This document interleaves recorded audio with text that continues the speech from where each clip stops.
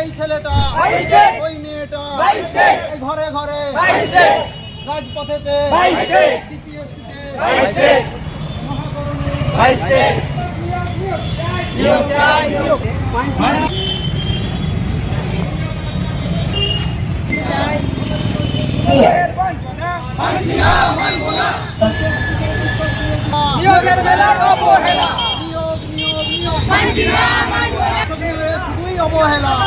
আজ আমরা এসেছি এক অবিচার, এক বিশ্বাসঘাতকতা, এক প্রতারণার বিরুদ্ধে আজ আমরা আন্দোলন করতে।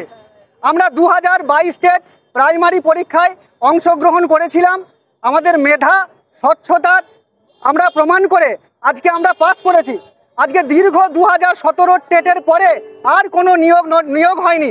আজকে 2017 থেকে সেই যে লাস্ট টেট 2017-তে হয়েছে, আজকে 2022 এখনও আমরা কিন্তু কোনো নিয়োগ নোটিফিকেশন পাইনি। সরকারের কাছে আমাদের আবেদন যে আমাদেরকে নিয়ে এত কেন টালবাহানা? তার কারণ কি আমরা স্বচ্ছ বলে? তার কারণ আমাদের ওএমআর আছে বলে? আজকে দেখুন প্রাইমারি স্কুলগুলো কিভাবে ধুঁকে ধুঁকে চলছে। পর্যাপ্ত শিক্ষক নেই, কোনো বিদ্যালয়ে শুধুমাত্র একজন শিক্ষক দিয়ে স্কুল চালানো হচ্ছে, অথচ মুখ্যমন্ত্রী বলছেন 1 লক্ষ শূন্য পদ খালি আছে। তাহলে আমাদেরকে এই অবিচারের আমাদের প্রতি এই অবিচার কেন? কেন আমরা মুখ্যমন্ত্রীর কাছে আপনাদের মাধ্যমে জানাতে চাই যে এই শূন্য পদ যেহেতু রয়েছে, আমাদেরকে কেন পরিযায়ী শ্রমিক হতে বাধ্য করছেন? আজকে ডেটে দাঁড়িয়ে আপনি ভেবে দেখুন, কোনো প্রার্থীরই বয়স কিন্তু থেমে থাকে না, তাই না? এবারে দেখুন আজকে যদি ইন্টারভিউ নোটিশ আসতে দেরি হয়, এখানে অনেক ছেলে মেয়ে আছেন যারা কিন্তু বয়সের অজুহাতে তারা আর এই সুযোগটা পাবে না। আজকে 2022 টেট, স্বচ্ছ টেট, আজকে 2017-এর পর থেকে দীর্ঘ বঞ্চনায় আমরা কাটাচ্ছি। আমাদের প্রাইমারিতে এত সুযোগ রয়েছে, তবু নিয়োগ করা হচ্ছে না। এর কারণ কি আমরা জানতে চাই।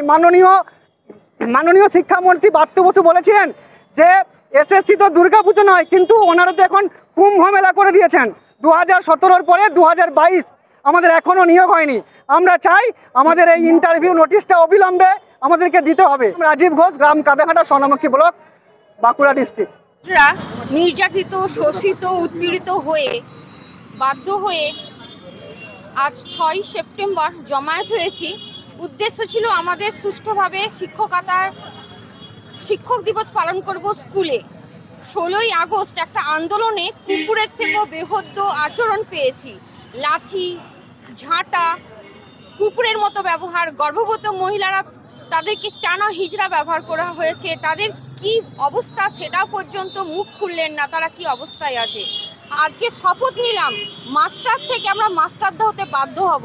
মনিকা দত্ত প্রামাণিক, বিষ্ণুপুর, বাঁকুড়া।